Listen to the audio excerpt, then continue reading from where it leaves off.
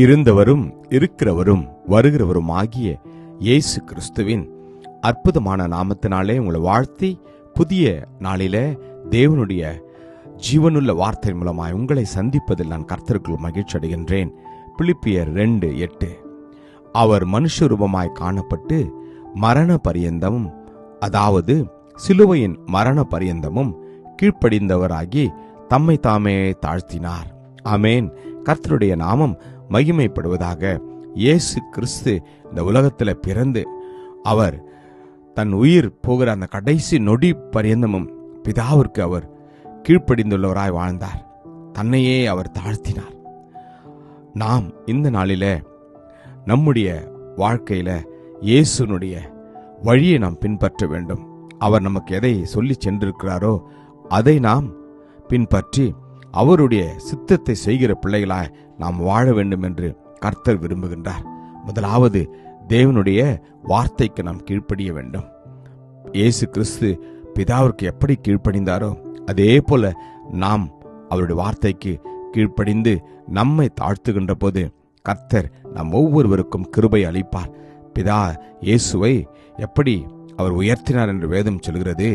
இயேசுவின் நாமத்தினாலே வானோர், பூதலத்தோர், பூமியின் கீழானோருடைய முழங்கால்கள் யாவும் முடங்கும்படிக்கும் பிதாவாகிய தேவனுக்கு மகிமையாக இயேசு கிறிஸ்து கர்த்தர் என்று நாவுகள் யாவும் அறிக்கை பண்ணும்படிக்கும் எல்லா நாமத்திற்கும் மேலான நாமத்தை அவருக்கு தந்தருளினார். ஆமேன், அல்லேலூயா.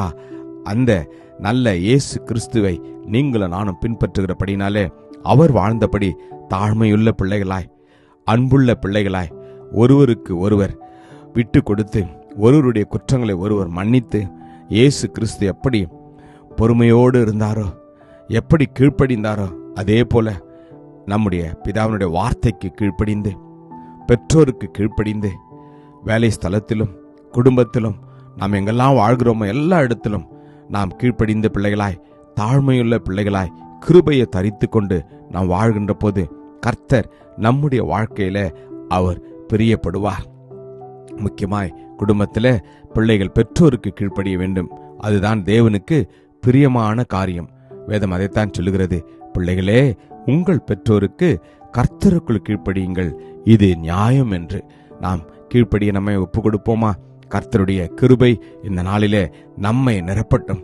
நாம் எல்லா சூழ்நிலையிலும் நாம் கீழ்ப்படிந்த பிள்ளைகளாய் பெற்றோர்களுக்கும் தேவனுக்கும் மற்றும் நம்முடைய குடும்பத்தாருக்கும் உடன் பிறந்தவர்களுக்கும் நாம் கீழ்ப்படிந்து தாழ்மையுள்ள பிள்ளைகளாக நாம் நடக்கின்ற போது நம்மை பார்த்து இயேசுனுடைய நாமத்தை உயர்த்துவார்கள்.